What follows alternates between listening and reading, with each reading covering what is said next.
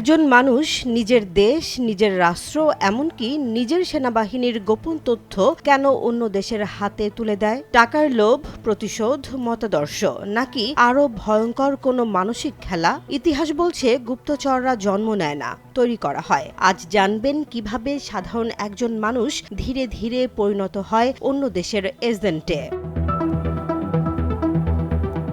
রাষ্ট্রবিজ্ঞান ও গোয়েন্দা ইতিহাস ঘাটলে বারবার সামনে আসে একটি শব্দ, এজেন্ট। কেউ গোপনে তথ্য পাচার করছে, কেউ বিদেশি শক্তির হয়ে প্রভাব খাটাচ্ছে, আবার কেউ নিজের দেশের স্বার্থের বিরুদ্ধেও কাজ করছে। কিন্তু প্রশ্ন হলো, কেন একজন মানুষ এমন ঝুঁকিপূর্ণ পথে হাঁটে? বিশেষজ্ঞরা বলছেন এর পেছনে কাজ করে অর্থ, মতাদর্শ, প্রতিশোধ, দুর্বলতা ও মানসিক আকাঙ্ক্ষার জটিল সমন্বয়। গোয়েন্দা দুনিয়ার সবচেয়ে পুরনো এবং সবচেয়ে কার্যকর অস্ত্র হল অর্থ। আর্থিক সংকট, ঋণের চাপ, বিলাসী জীবনযাপনের স্বপ্ন কিংবা দ্রুত ধনী হওয়ার আকাঙ্ক্ষা মানুষকে বিদেশে গোয়েন্দা সংস্থার টার্গেটে পরিণত করে। অনেক সময় ছোট উপহার দিয়ে শুরু হয় সম্পর্ক, পরে আসে নগদ অর্থ, আর ধীরে ধীরে তৈরি হয় গোপন তথ্য আদায়ের ফাঁদ। বিশ্লেষকদের ভাষায় এটি স্টেপ বাই স্টেপ কন্ট্রোল।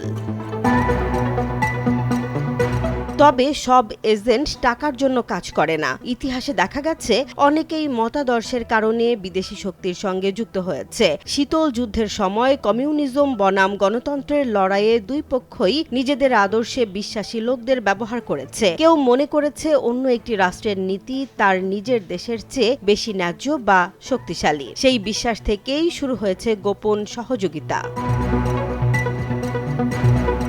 প্রতিশোধও বড় একটি কারণ।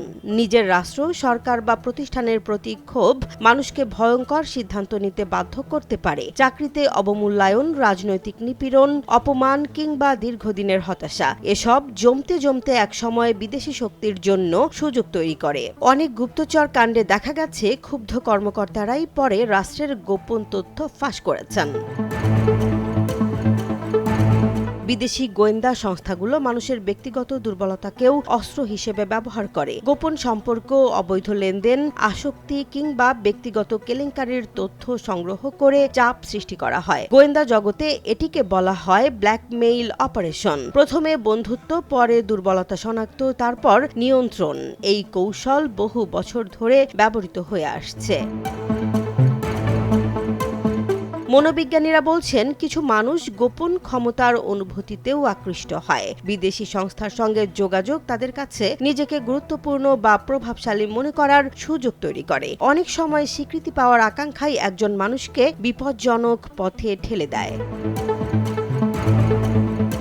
প্রযুক্তির এই যুগে গুপ্তচর বৃত্তির ধরনও বদলে গেছে। আগে গোপন সাক্ষাৎ বা কোডেড বার্তা ছিল প্রধান মাধ্যম। এখন সামাজিক যোগাযোগ মাধ্যমই হয়ে উঠেছে নতুন নিয়োগক্ষেত্র। ভুয়া পরিচয়, অনলাইন বন্ধুত্ব, চাকরির অফার কিংবা গবেষণা সহযোগিতার আড়ালে তৈরি হচ্ছে সম্পর্ক। নিরাপত্তা বিশ্লেষকদের মতে অনেকেই বুঝতেই পারেন না তারা ধীরে ধীরে বিদেশি নেটওয়ার্কের অংশ হয়ে যাচ্ছেন।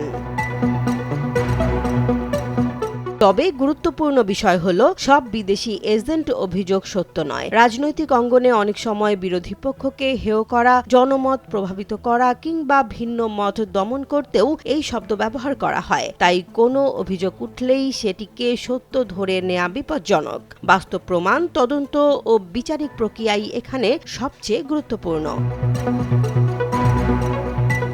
বিভিন্ন দেশ এই ঝুঁকি মোকাবেলায় গোয়েন্দা নজরদারি, সাইবার নিরাপত্তা, আর্থিক লেনদেন পর্যবেক্ষণ এবং কঠোর যাচাই প্রক্রিয়া চালু রাখে। পাশাপাশি সরকারি কর্মকর্তা ও সামরিক সদস্যদের নিয়মিত নিরাপত্তা প্রশিক্ষণও দেয়া হয়। বিশেষজ্ঞদের মতে শুধু কঠোর আইন নয়, রাষ্ট্রের প্রতি মানুষের আস্থা, স্বচ্ছতা ও ন্যায় বিচার নিশ্চিত করাও সমান জরুরি। কারণ ক্ষোভ ও বিচ্ছিন্নতা যত বাড়ে, বিদেশি প্রভাবের ঝুঁকিও তত বাড়তে পারে।